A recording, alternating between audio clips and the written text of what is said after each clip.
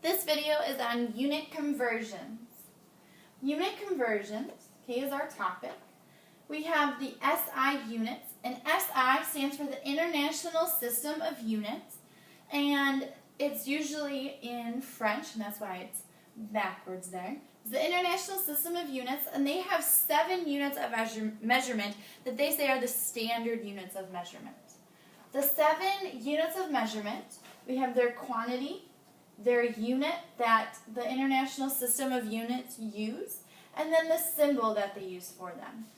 So for length, they're usually measured in meters, and their abbreviation is a little m. Mass is in kilograms, which is lowercase k, lowercase g. Temperature is in Kelvin, which is a capital K. Time is in seconds, abbreviated as a lowercase s. An amount of something is told to us in moles, not the animal. It's something else. We'll learn about that later. But it's abbreviated as MOL. Luminous intensity is measured in candelas, abbreviated lowercase c, lowercase d. And your electric current is measured in amperes, which is abbreviated as a capital K. Everything else comes from these standard units.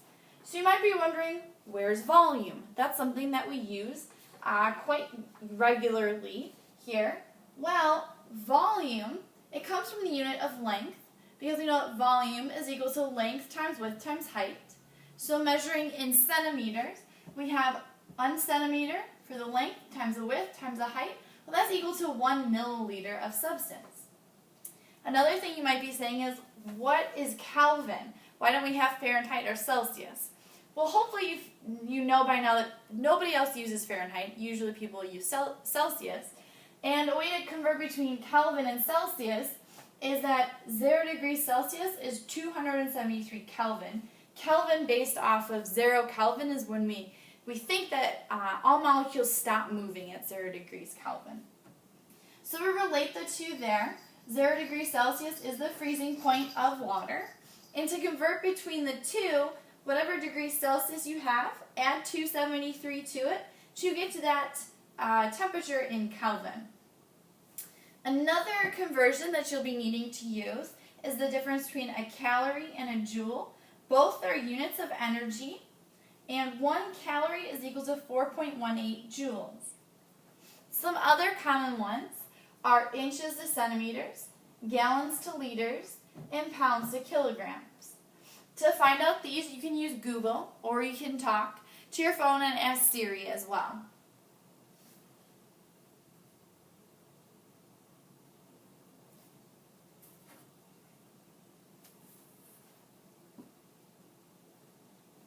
Some common prefixes that we use with our metric conversions using meters, grams, and liters. We have our base unit, which is 1. So you'd have like 1 meter, for example. From a meter, we know that there are 100 centimeters in a meter, and as the prefix centi, that tells us that we have 1/100th, or 1 times 10 to the negative 2. From my meter stick, I have 1,000 millimeters in a meter. That prefix milli tells me I have 1/1000th, or 1 times 10 to the negative 4, shown with a little lowercase m. Smaller than a millimeter would be like a micrometer. The prefix micro is a Greek letter mu, this little loopy m. And that's 1 times 10 to the negative 6. And then smaller than that is a nanometer. We're going to use that when we study light next unit. And that is 1 times 10 to the negative 9th, abbreviated as a little n. So that's going smaller. Going larger than my base unit of 1, we have kilo. We could have a kilometer, or otherwise called a kilometer. Okay, that's 1,000 times the size of my base unit, or there's 1,000 times bigger than 1 meter is a kilometer. Okay, so those range from smallest to largest. You're going to want to know what these prefixes mean. Okay. Another way to look at it is if I have a base amount of a meter, how is that in relationship to nanometer, micrometer, millimeter, centimeter, and kilometer? Well, 1 meter is equal to 1 times 10 to the 9th nanometers. In other words, we need 1 times 10 to the 9th nanometer to fill up inside my 1 meter stick. Inside my 1 meter stick, I have 1 times 10 to the 6th micrometers. Inside my meter stick that I have 1,000 millimeters. Inside my 1 meter stick, I have 100 centimeters. Okay. All of these are smaller than my meter, smaller than a gram, smaller than a liter. And then for kilometer, well, I need 1,000 meters back to back to back to back to equal out 1 kilometer, okay, or 1 kilometer. You're going to want to know these when we start to do our unit conversions in just a couple minutes. One other way to look at this is 1 milligram, abbreviated as 1 mg, is equal to 1 times 10 to the negative 4th grams. 1 centigram, 1 cg, is equal to 1 times 10 to the negative 2 grams. 1 microgram, which is 1 mu g, is equal to 1 times 10 to the negative 6 grams. 1 nanogram is equal to 1 ng, which is 1 times 10 to the negative 9 grams. And 1 kilogram is equal to 1,000 grams. It's just a couple different ways to look at your different metric prefixes.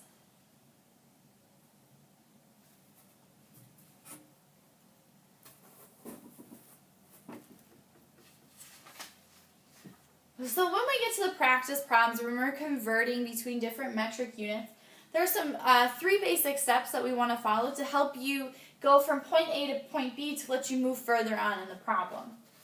So a couple steps that you want to follow is first, what do you know, or what are you given? You're always given a value or a number, and that's your starting spot, so you always want to start with that. Then you want to convert to that home base unit, so your factor of 1. Whether it's meters, grams, or liters, you always want to convert back to that in case you have to go someplace else. Plus, all of your relations are always to that base unit. Once you've gotten to your home base unit, then you want to go wherever you want to go, whether it's now to millimeters, kilometers, what have you. And your final answer always has to include units. Okay? So practice problem number 1 asks how many liters are there in 2.4 kiloliters. So I wrote my expression, I have blank liters is equal to 2.4 kiloliters. I always start with what I'm given, my 2.4 kiloliters, and then I like to draw this little fence guy. You multiply across the top, and you divide by everything on the bottom. Kind of helps you cross out your units. So I want to have kiloliters on the bottom because I want my kiloliters to cancel out with kiloliters. And I want liters to be on top because I want to be left with liters. That's what I'm looking for. That's also my home base unit. So I plug in my values. I have kiloliters divided by kiloliters times liters. I need to know what is the relationship, my conversion factor to use between kiloliters and liters. Well, there are 1,000 liters inside 1 kiloliter. So that's how they're equal to each other. I multiply across the top. 2.4 times 1,000. Divided by 1 is 24,000 liters. Go ahead and try number 2. You are looking to see how many nanograms are there in 3.4 times 10 to the 6 grams. Your conversion factor you want to find, you have 1 gram is equal to 1 times 10 to the 9 nanograms. You should get an answer of 6.34 times 10 to the 15th nanograms.